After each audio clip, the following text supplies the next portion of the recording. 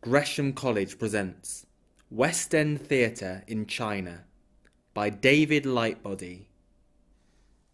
So at 7:15 p.m. on Monday, the 11th of July, 2011, at the Shanghai Grand Theatre in China, which is here, the curtain rose on a unique and groundbreaking theatre production.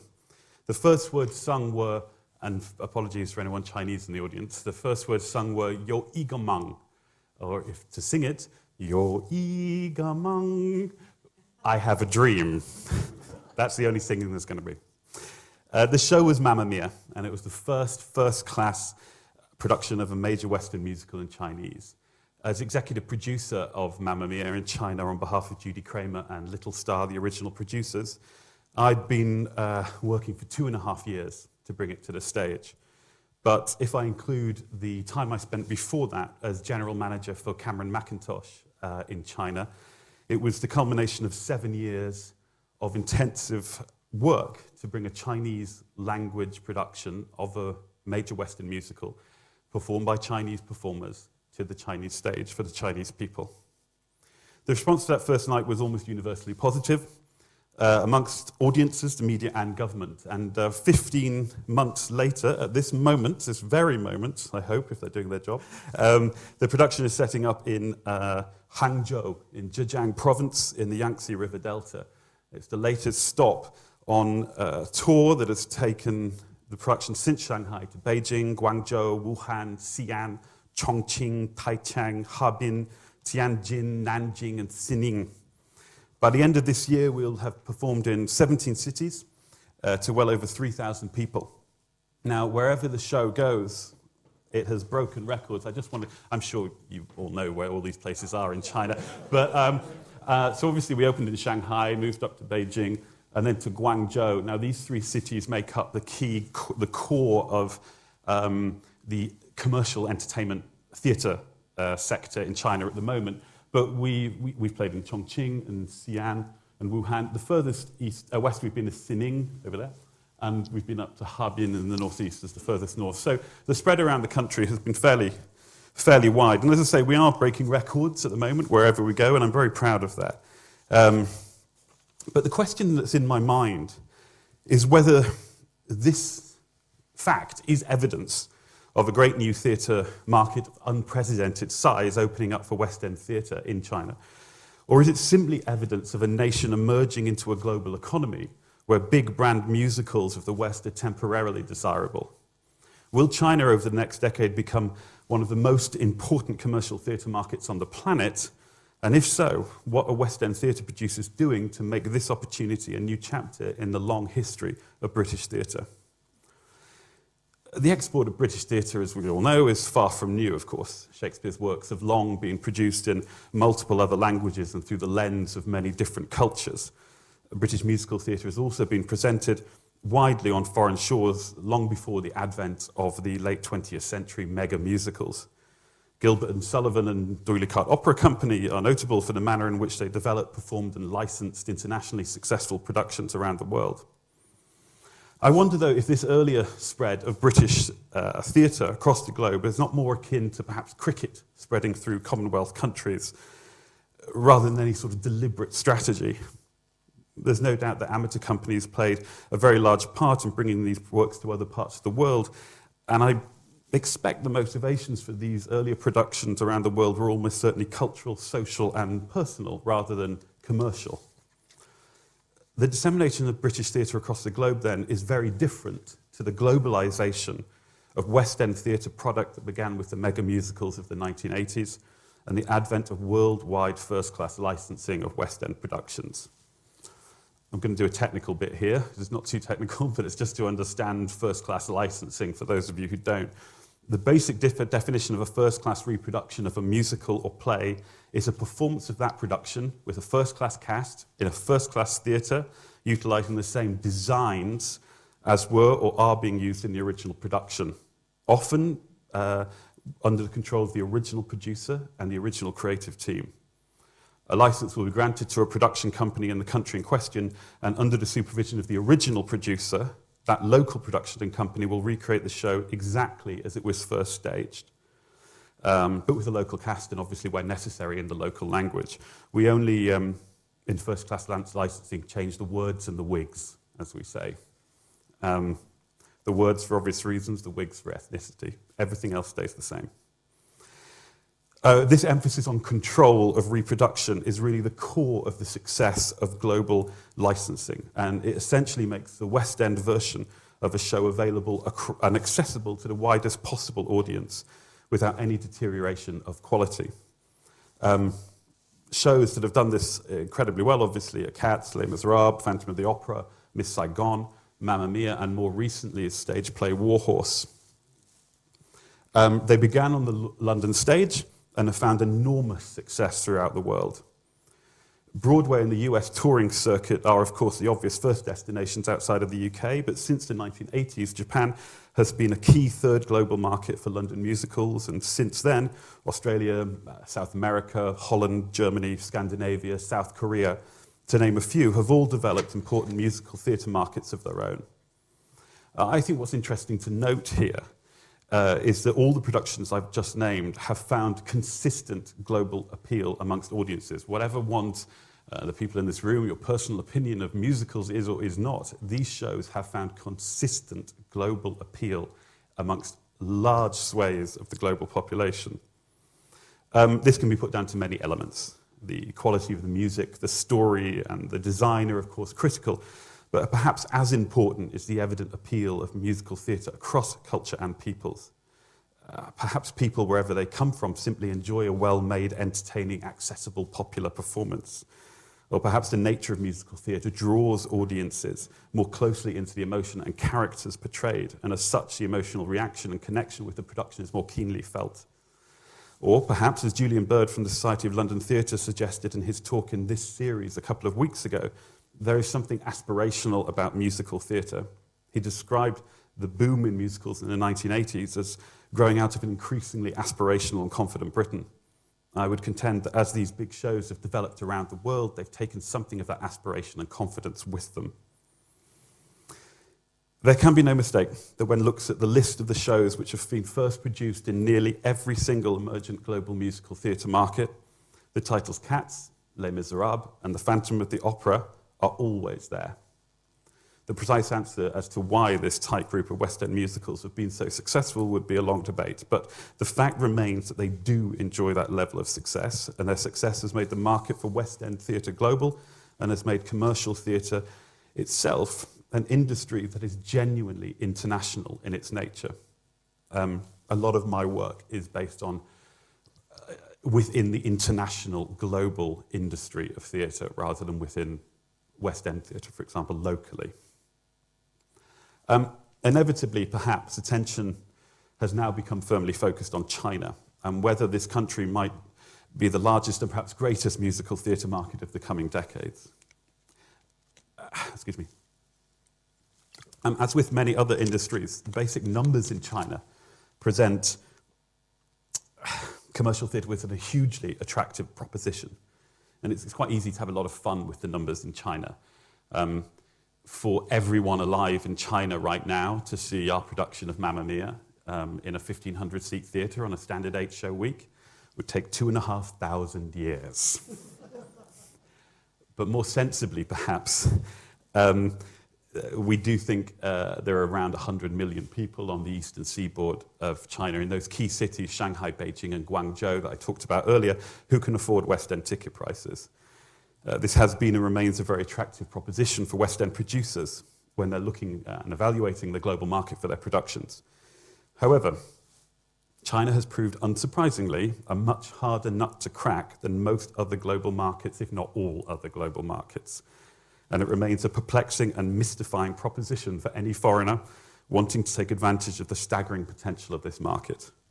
Like other major industries in China, their cultural industry offers a genuine and fabulous opportunity that is incredibly hard to realize. I first traveled to China in 2000 to direct a student theatre festival at the International School of Beijing. Thinking back, I only really remember lots of bicycles, an empty Great Wall on a cold but bright winter morning, and the Forbidden City where our blonde-haired students were photographed by intrigued tourists from the interior. Now, this is only 12 years ago, And my experiences is nothing in comparison to those who were old China hands from before the war or part of the international community living in Beijing in the 50s and 60s, as my wife's grandparents and mother were. But still, when I go to China today, as I do 7 or 8 times a year, I can't believe the change. The bicycles have largely gone, the Great Wall never seems to be empty anymore, and a blonde-haired girl is nothing special. That's a pretty flippant way of looking at the change in China over the years, but you know enough probably about the growth and of the economy, and I'll leave it at that. My real relationship with China, however, began in 2005, when Sir Cameron Mackintosh sent me to China to explore opportunities for producing Chinese-language versions of his musicals there. Since 2002, touring versions of major Western musicals have been presented in English, largely under the influence of the artistic director of the Shanghai Grand Theatre, Mr. Chen Shijun. He was and still is a lover of musicals, and he succeeded in working with Cameron Mackintosh to bring the US touring version of Les Miserables to the Shanghai Grand Theatre for 24 performances in the summer of 2002. This was the first full-length Western musical toured into China, and is really, in my opinion, the beginning of the modern musical theatre industry in China. I wasn't there, but it's spoken of as a very special experience. There were a lot of tears, and on the last night, a young local girl was allowed to play the young Cosette and sang Castle on a Cloud in Mandarin. Les Miserables has a very special place in Chinese hearts. Victor Hugo was a great friend of China and the Chinese people, and the story is well known in China. When I had a chance to meet with Premier Wen Jiabao a few years ago here in London, I asked him about a possible Chinese version of Les Miserables. And he told me that this was an important story for the Chinese people, that any country that abandoned their poor would never know peace and harmony, and so, yes, of course, a Chinese version of Les Mis must happen one day. And it is one of the greatest goals of my life to produce Les Mis in Mandarin with a Chinese cast. I've been working on it for 7 years now, and I don't intend to give up, but it might take a few years yet. I worked in China for Cameron Mackintosh between 2005 and 2009, learning about the country, its entertainment sector, and opportunities.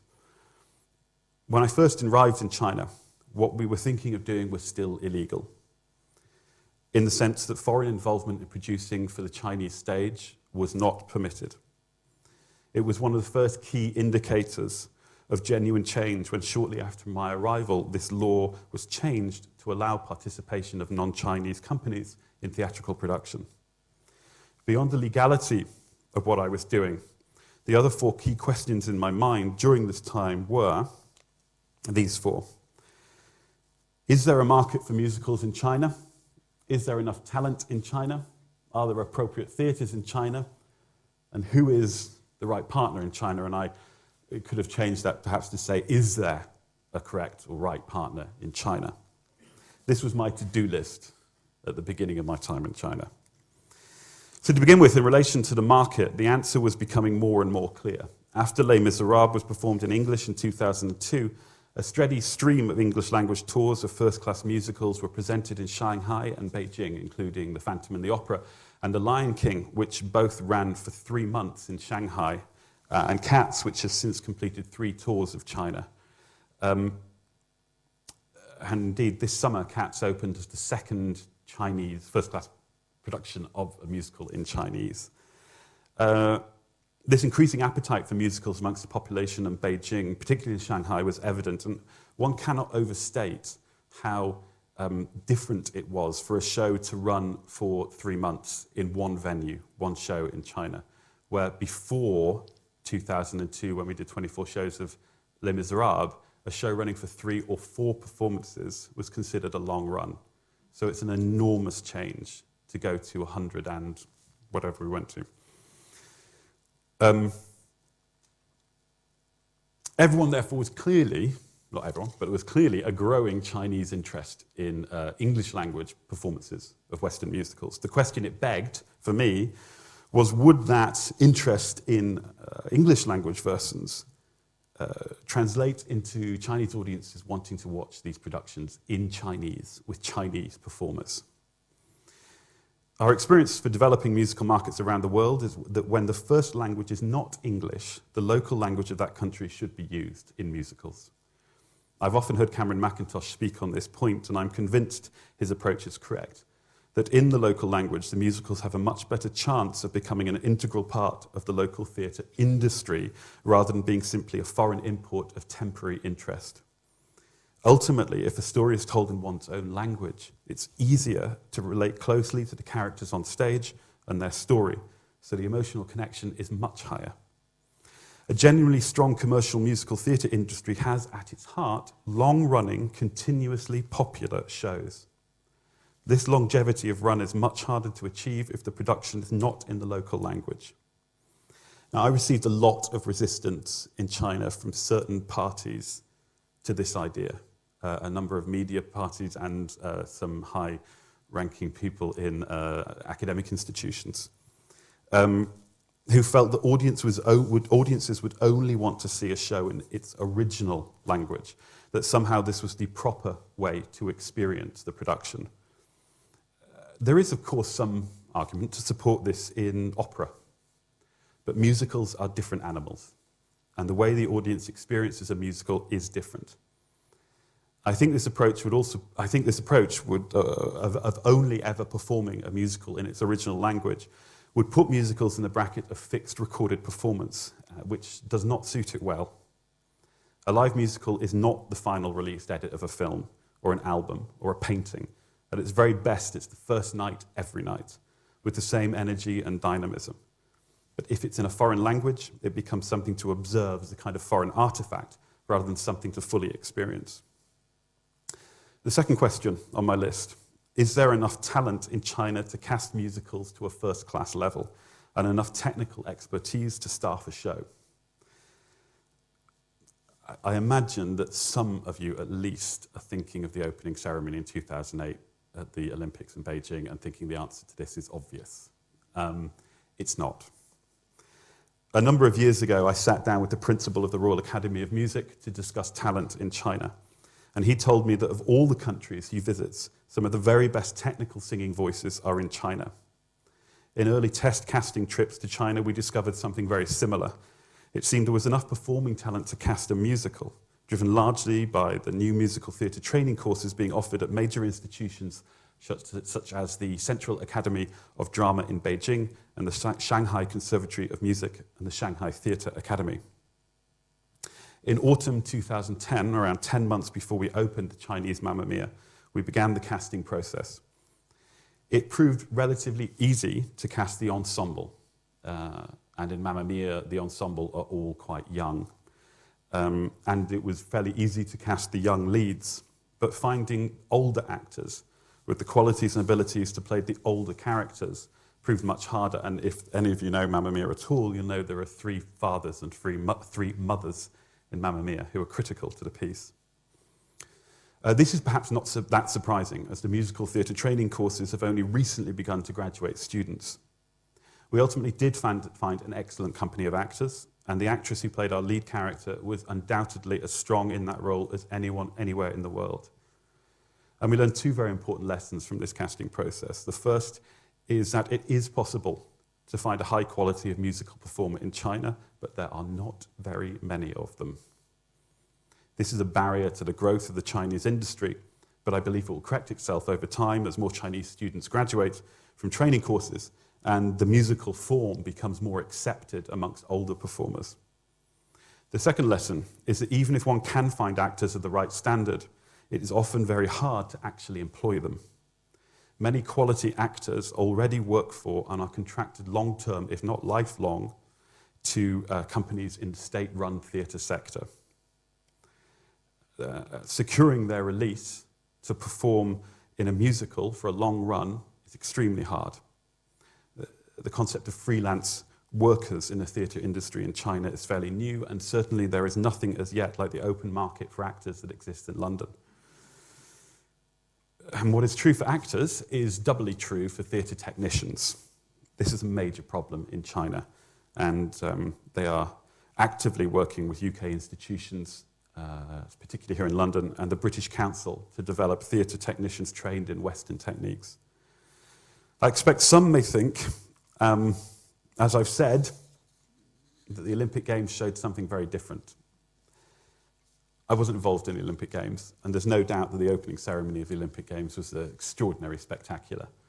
But when it comes to commercial musical theatre, the issue with talent is probably the most pressing issue there is. The third question related to theatres and whether those available in China would be suitable for commercial musical theatre. The answer is yes and no.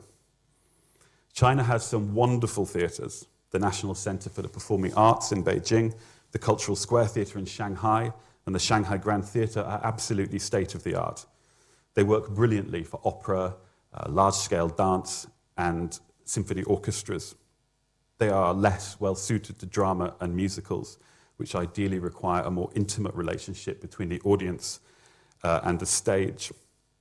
In China, these large theatres are referred to as grand theatres, and a further 40 of these theatres will have opened across China between 2010 and 2013.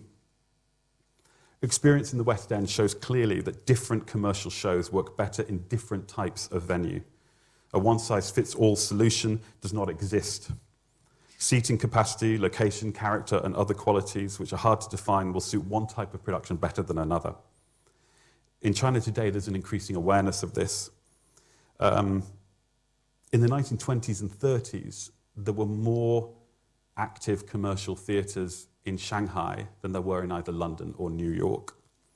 This is a rich architectural legacy, and plans are afoot to breathe life back into some of these older buildings, and at the same time, and as a result, provide a diversity of theatre spaces designed to a very high standard, but with a different nature and character to the great Chinese grand theatres. I've involved myself closely in these plans because I think this is critical to the future viable commercial industry in China. And my final question concerned who we should partner with in China.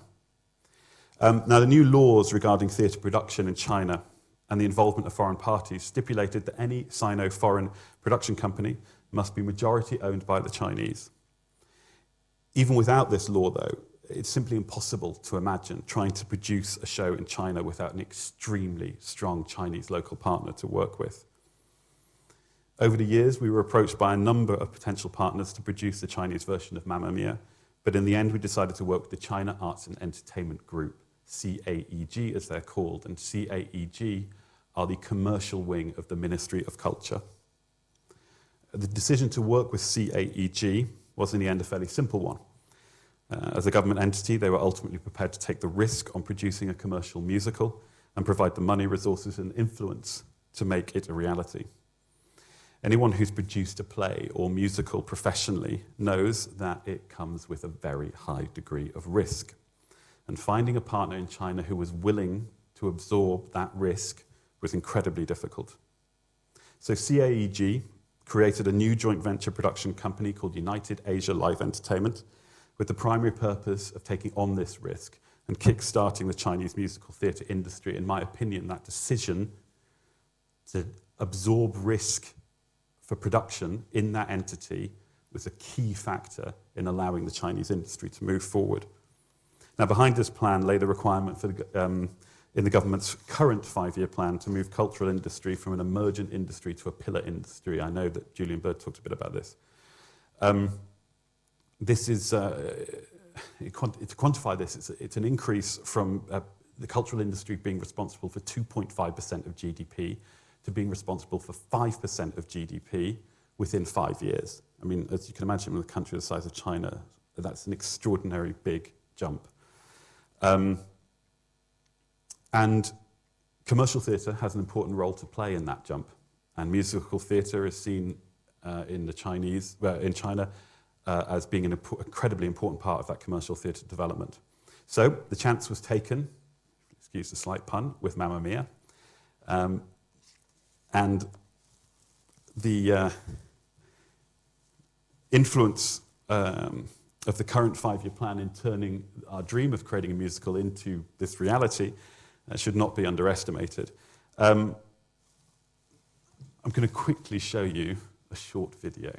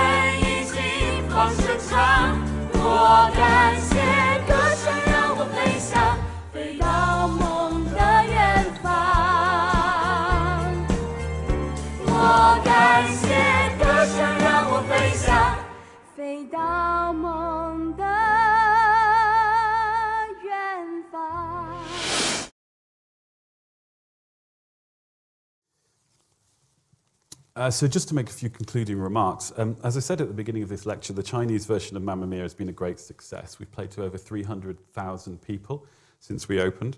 Audiences have responded with huge enthusiasm. And I anticipate the production will continue to run each year for at least the next 5 years in China. The Chinese production of Cats is also being very well received. On the opening night in July last year, all of the UK production team who worked on the show concluded that the Chinese production was as good as anywhere else in the world, and that it succeeded in pulling off that remarkable trick of being a story about English characters on a Greek island with songs by a Swedish supergroup that yet somehow felt like a Chinese story. Whilst the UK and Chinese teams working together made the production work, this should not mask the issues that the Chinese market faces in terms of theatres, performers, technicians, producers, and marketers. It should not mask just how new, how emergent the Chinese industry is. It's often struck me that I spend all my time flying between the oldest commercial theatre market in the world here in London and the newest commercial theatre market in the world in China. And last week I visited the British Museum to see the Shakespeare Staging the World exhibition. Amongst many wonderful artefacts was a poster from the early 17th century for a bear-baiting event to take place on the South Bank near the Globe Theatre. Philip Henslow was the theatrical producer responsible for that event, and the slightly dull-looking, wordy poster struck a real chord with me. It reminded me just how incredibly sophisticated West End theatre has become over 400 years. The ever-growing audience numbers, the thousands of high-quality actors available to work on freelance contracts, the broad selection of different types and sizes of venues, the multiple producers and investors willing to take risk, and the writers developing new ideas every day. And not to forget the specialist theatre marketing companies presenting ever more sophisticated ways of reaching an audience, sharing a common goal with Philip Henslow in the 17th century, but on a vastly more sophisticated scale. On the Chinese industry, all of these things are just beginning. Or perhaps I should qualify that. China has a long and vibrant history of performance. China is not at the beginning of its theatrical history, far from it. But in modern China, a modern China just opening up to the modern world, and the commercial theatre industry is brand new. And West End theatre does have a role to play. I believe the Chinese authorities have recognized the quality and sophistication of the world's oldest theatre market, and they're reaching out for help to support their fledgling industry. There are opportunities for companies involved in every aspect of UK theatre to engage with China. It will not be easy, but some of the great Chinese opportunity is real and it is available, and now is the time to be part of it. To conclude, I should tell you that this is not the whole story. There are 3 stages to the Chinese plan for musicals. Stage 1 was to import English language versions of major Western musicals. Stage 2 was and is to localize those major titles into the Chinese language in order to develop the Chinese theatre industry. And stage 3, and this is a very real goal, is to develop original Chinese musicals that will play around the world, with the West End stage being the ultimate destination. This too will be far from easy. Nearly all of the really major hits of recent decades, the billion-dollar grossing musicals, as we refer to them, originated in London, the oldest, most sophisticated theatre market of them all. Can China, in a matter of decades, produce a creative cultural environment where a truly global musical can emerge? Possibly. And I, for one, am not going to bank against it. I've watched closely and first-hand the progress that's been made since I stepped off that flight plane 12 years ago in Beijing, and progress will continue. Problems will be solved, and the dream of a global Chinese original musical on a West End stage will endure. They have a goal, they have a dream. 他们有一个梦. Thank you.